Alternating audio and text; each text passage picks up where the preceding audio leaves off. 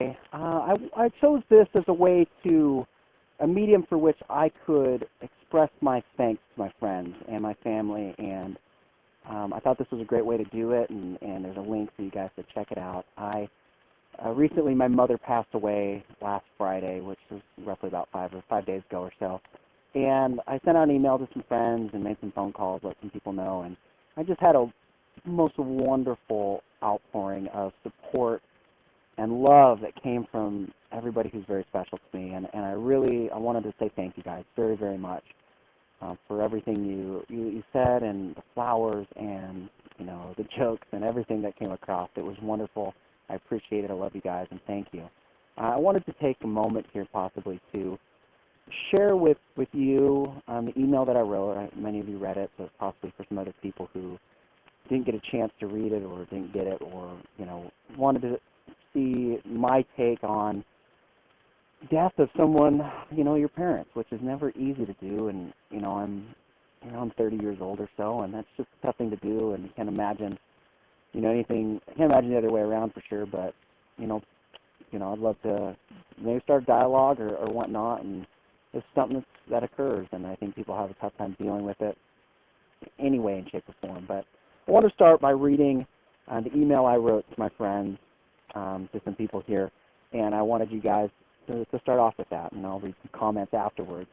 Some of the comments my friends gave me that were really funny, and brought some good laughter to me. So first off, okay. To my dear friends, I was on the fence as to whether I wanted to send this out as an announcement, but really after thinking about it, I want to hear from you when major events occur in your life. And the only way for me to do that is to share mine with you. And because I care about you, and it seems more often than not, many of us, we kind of forget to keep in touch and don't really keep each other connected when important things happen in our lives. So I want to take this email and this here as an invitation for you, my friends, to please keep me up to date on when things happen, because you're special to me and I love you guys. Over the past year or so, I've struggled to maintain a proper balance between my businesses and my personal life, and I think a lot of us have that problem. I really hope to do a better job of that going forward. I've recently embraced things like blogging and Twitter, and this is actually my first YouTube post. And I'm hoping to try to use this as a way to keep more in contact with people, and I know people are doing quite a bit of that already. In the meantime, though, I used this email as my medium of choice to communicate this news, that my mother, Joyce, passed at age 69. She passed away on Friday. She had dementia, and she'd been struggling with dementia, at least diagnosed dementia, for the past 6 months. Many of my Oregon friends had a chance to meet her when we were younger kids, playing around, while many of my college and many of my AmeriCorps and CCC friends I've only heard stories about my crazy mom, who was kind of off her rocker a little bit, ever since my parents got divorced in the 80s. Although I wasn't terribly close with my mother, I actually kind of felt she was kind of a headache for me a lot of the times, just having to deal with her dementia and her affairs.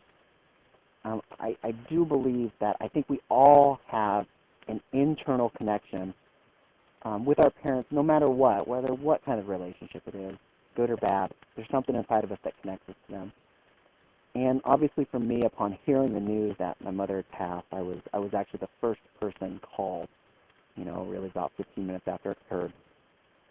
And my first reaction was I was just all business. I was like, all right, what do we got to do next? What do we got to do to fix this thing? Who do I need to call? Then the grief came, and then there were tears. And then the hardest part of all for me was I had to tell all my brothers and sisters. I have 5 siblings.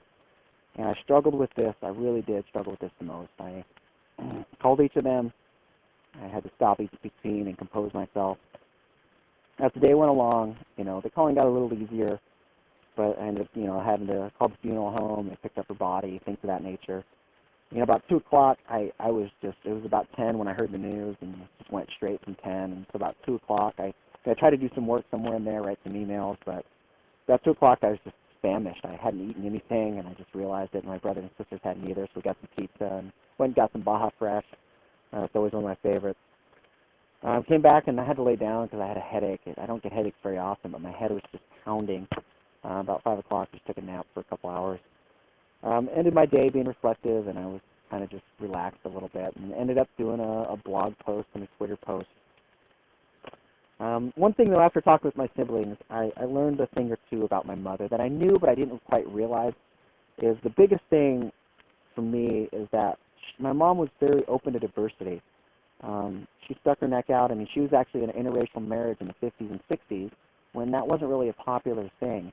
And, you know, if you can imagine raising 6 brown kids in a primarily conservative town like Newburgh, which is, you know, very, very conservative. And, but, you know, it has its fair share of racist behavior, racist folks.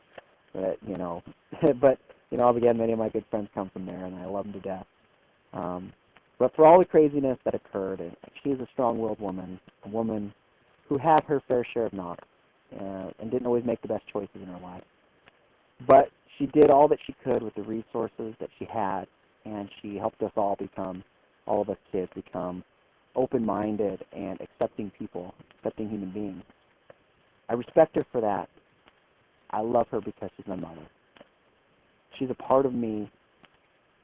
She's a part of who I am, and will continue to be a part of every footprint that I lay in my journey in this life. Thank you all for being my friends, for helping me be the person I am today, and I hope I get to talk to you soon. I got, like I said, many phone calls, many emails from friends, and I love you all. Thank you so much. I got a couple here that I want to share excerpts out of because they were funny. They made me laugh, and in these types of times, laughter is a good thing.